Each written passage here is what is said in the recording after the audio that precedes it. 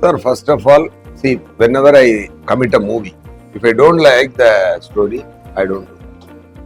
అది ఎవరి movie but Shankar గారు మూవీ వచ్చినప్పుడు స్టోరీ చెప్పారు, బట్ చెప్పక ముందే నేను ఏం చెప్పినా ఒప్పుకోవాలి అన్నది నాకు. ఎందుకంటే కొన్ని డైరెక్టర్లు ఉన్నారు సార్, ఇండియన్ సినిమాని పెద్ద స్థాయికి తీసుకెళ్లే డైరెక్టర్స్. ఆయన మీద మనకు ఒక రెస్పెక్ట్ ఉంది కదా, అలాంటి ఆఫర్ మనకు వస్తుంది. ఆయన తప్పు చేయడం సార్, సమ్ టైమ్స్ సక్సెస్ దొరుకుతాయి, ఫెయిల్యూర్ దొరుకుతాయి, అది సెపరేట్. కానీ ఒక్కరు ఎంత పని చేస్తారంటే నేను చూసేవాడు. నేను అసిస్టెంట్ డైరెక్టర్గా ఉన్నప్పుడు ఆయన సెట్కి వెళ్ళి చూశాను. ఆయన ఎన్ని సక్సెస్ కొట్టారు, ఎన్ని సక్సెస్. అది కూడా రాజమౌళి కూడా బాగా బ్రహ్మాండంగా చెప్పారు.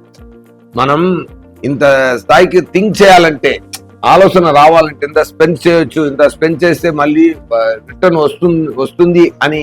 So think big. నాకు ఆలోచన రావడానికి స్టెప్ ఇచ్చింది, పార్టీ ఇచ్చింది వాళ్ళు అని చెప్పారు. అది మంచి మాట చెప్పారు రాజమౌళి గారు. అంత పెద్ద డైరెక్టర్ ఒక ఆఫర్ ఇస్తున్నప్పుడు మనం చేస్తామో లేదన్నా అనుకోవడానికి నేనే కాదు సార్. వస్తే చెయ్యి అంతే. బట్ కానీ శంకర్ గారి కోసం కమిట్ చేసినా కూడా అక్కడ లోపల ఎవ్రీడే జరుగుతున్న మ్యాజిక్ చాలా బ్రహ్మాండమైన హ్యాపీనెస్ కలదు. ఆ షూటింగ్ ఫినిష్ చేసి ఇంటికి వెళ్ళి పడుకున్నా చాలా హ్యాపీనెస్ సార్. ఎందుకంటే సార్ అంత హ్యాపీనెస్ లేకపోతే నేను ఈ మూవీకి తెలుగులో నేనే డబ్ చేశాను, తమిళ్లో నేనే డబ్ చేశాను, హిందీలో కూడా నేనే వెళ్ళి డబ్ చేసి వచ్చాను.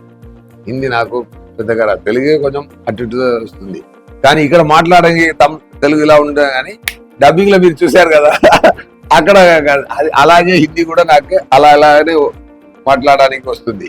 కానీ డబ్బింగ్ మీరు చూడండి హిందీలో కూడా. మీరు అందరూ ఒకసారి నా తెలుగులో చూస్తారు గేమ్ చేంజర్, హిందీలో కూడా చూడండి, నా కోసం చూడండి ఒకసారి, 2 times చూడండి. డెఫినెట్ గా యూ విల్ ఎంజాయ్. సో అంత ఎందుకు నేను అలా చేశానంటే, నాకు ఆయన ఇచ్చిన క్యారెక్టర్ పర్ఫామ్ చేస్తున్నప్పుడు అంత హ్యాపీనెస్ ఇచ్చేందుకు కాబట్టి నేను అది చేశాను.